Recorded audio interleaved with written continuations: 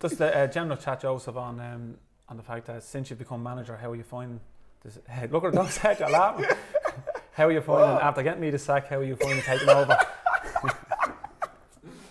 I didn't get you the sack. How are you finding being the boss now? Obviously, you're in 4 or 5 games now into it. How you find the transition from coaching to managing? I've been practicing for 3 weeks, 4 weeks before you get sacked. So I saw a little bit how to handle things, and especially how to handle everything going off the pitch, because I think the first thing is we want to deal with just football-wise, but it's more than football. And it is difficult, as you said, it's not all about what happens on the pitch, it's what happens off it, about attitude of players and things like that. And you being in a team, a successful Sligo Rovers period where they've won trophies, and seeing the whole transition from there, because Sligo came from practically nowhere to win trophies, and then they're sort of on that slope again in a couple of years. How do you see that happen? I think, to be fair, I knew that in some point we were going to struggle. I think every team has a time of success. So it's how you prepare yourself when the time will be difficult. And I don't think Sligo prepared themselves that maybe it's going to be some time where they're going to struggle. And unfortunately, that's happened now. And it's just how handle the situation the best as we can, but it happens to every club. I think there is a period of success, and then there is going to be a period of struggling. I've seen your article where you've asked the fans to get behind the club and get behind the players, and how was the response from the fans? No, to be fair, it was a great response, because, like I said, at the end of the day, it's their club. We all move around, in some point, because of the contractors, because of things, but the fans, they still. I saw that with Shamrock fans, where when the club was struggling, they were always behind, and we can see now how proud they are, because they went through every kind of feelings with the clubs, and now they are proud, really proud to see where the club are at, and I think that's a good example. Yeah, and obviously you want fans to get behind the younger players, being that so many your senior players are either left the club or have been injured. Do you think there's too much pressure being put on the younger players coming through, and do you think the younger players are able to make that step up from under-19 football straight away to Premier football? But I think maybe it's the way we prepare them in the under-19. Do we prepare them to be ready for the Premier Division, or do we prepare them for the transition? But there is no transition. There is not under-21. So you have to go from under-19 to the Premier Division. So you have to be prepared in the under-19 how to handle the pressure we're going to come. And that's a lot to do with, me personally think that's a lot to do with that. There's no overage players in the under-19s that show these youngsters the way to help them develop. And there's a big step up.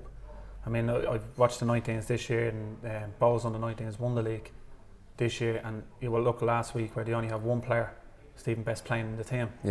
This year, obviously, Sligo have 5 players that have made a step up, and I think there's be a lot of pressure from people that, when they play, rather than senior players showing them how to play and how to handle that pressure.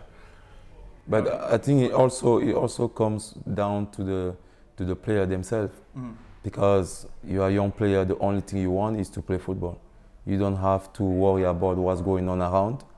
The only thing you want is the manager to say, you know what, you're going to play today. Yeah, so with the younger players, you think they should be developing themselves, but they also need senior players. Yeah, definitely. I think that's why I'm saying that we have to think about the structure, because we don't have the opportunity to bring senior pro to the under-19. So we have to think the way how we should develop our youngers to be ready for the first team. You know what I mean? So because sometimes they play under-19, but they don't have the same pressure as the first team. When it comes to first team, it's more competitive. And under-19 is not that competitive. So I think we should add a little bit more competitiveness in in the under 19. So should the under 19, for example, should it be about results as much as about developing the player? I think it's more about development first. But that development, that's what I'm saying about how we have to coach them, how we have to train them, how we have to educate them. Because we don't prepare them. It's like someone who is the same as coaching course where they tell you how to do things, how to do that, but every club is different. So you're gonna have to adapt in every club you're gonna go to, you know? So every board are different.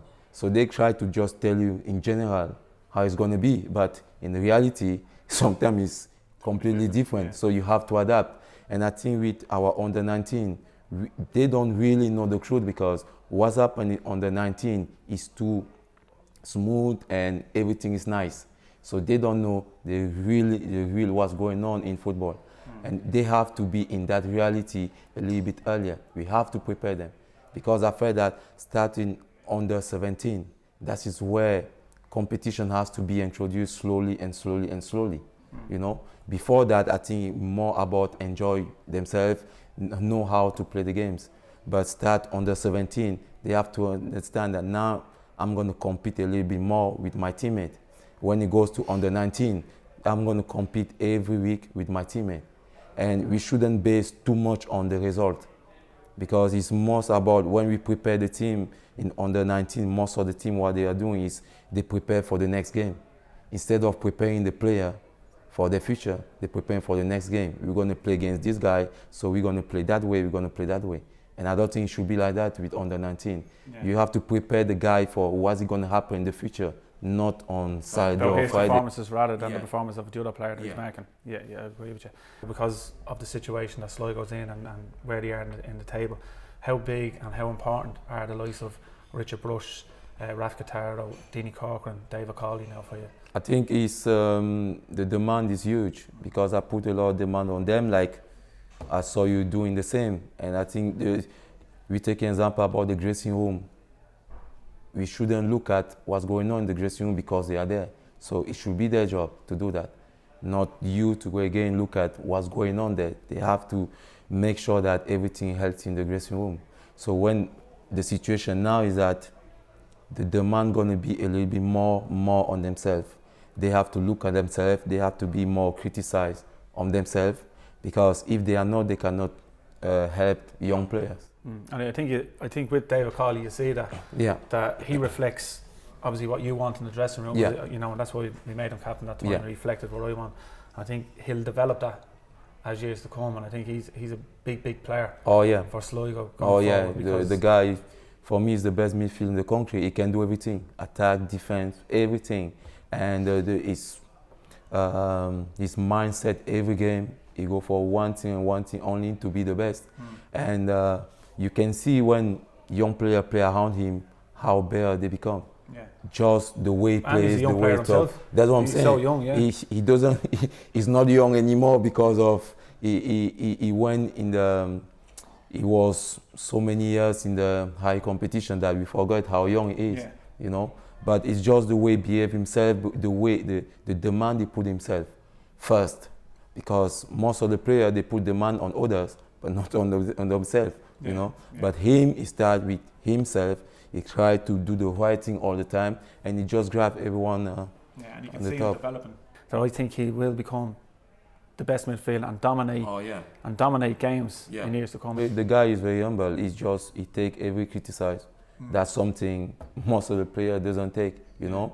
And because sometimes when you say something to a player, he doesn't think that you just try to make him become better player. He took that personally, that maybe this guy doesn't like me. But it's strange when it comes from me that someone thinks this guy doesn't, because when it's you, understand. I never liked anyone. That's what I'm saying. Always giving out. And I always told them, it's not personal. He doesn't like anyone. Even me doesn't like me. You know? Never like anyone. Always give out. Always give out. Obviously, you got to win against Longford, the first home win, you know, for yourself this season. How crucial is that now, going forward? You know, and how did you feel with that win against Longford? Because I know you were 3-0 up at half time, and you were probably rubbing your hands, and then second half 3-2, and it's a bit nerve wracking, but eventually you got over the line. Relax, hey, relax. Calm down, yeah. But how did you find it? No, but the most pleased is that we didn't concede late goal.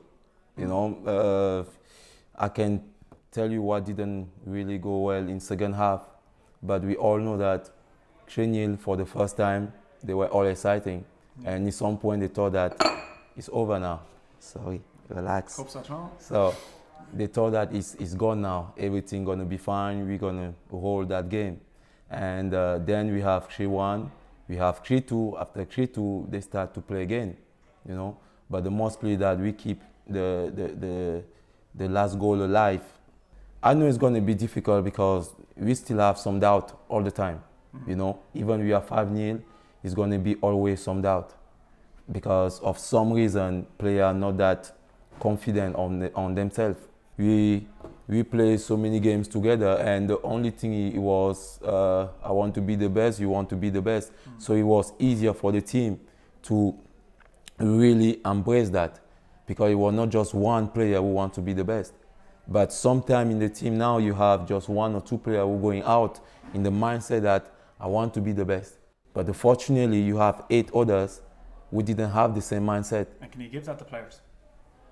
I think that's the players have to have that desire themselves to say, you know what, we want to be the best here today. I think what we are doing all week is to give them, to show them how good they are. But soon they are on that pitch, we cannot do anything. We can scream, we can do everything, but it doesn't matter because if he decides to play the way he wants to play, the only thing you can do is just substitute him. Yeah. But unfortunately, you just have 3. So that's young players. Yeah, so that's the rule we have to change. I think maybe if we can have 6 or 7 substitutes, then maybe it's going to be easier. But that's what I'm saying. It's all about your personal ambition, your personal goal. Yeah, if I want more, what you want to achieve, what I want more, you know. So and at the moment, I think that is where we struggle. What is our goal, individual players? And if in the team of 20 players, you have just 10 players who have the same goal, that's not good. Yeah, you need a whole squad. Yeah. To the season ahead, what is your plans in terms of that? You've only so many days left. Will you still be involved with the club to the end of the season? And how do you see things developing? And where do you see the club finishing up? But you know, the good thing is that I don't see myself limited by the time. Because like without budgets, I have 60 days, I think. But I don't feel that limited because my main thing is to enjoy the moment. You know, it's not thinking about tomorrow. I think God gonna take care of tomorrow. I'm taking care of enjoy that moment. So it's gonna be my last day. At least I'm gonna say, I enjoyed that day. Well, Joseph, thanks very much for meeting me, and it's always a pleasure. I can shake your hand if you don't pay me. Oh, what is it?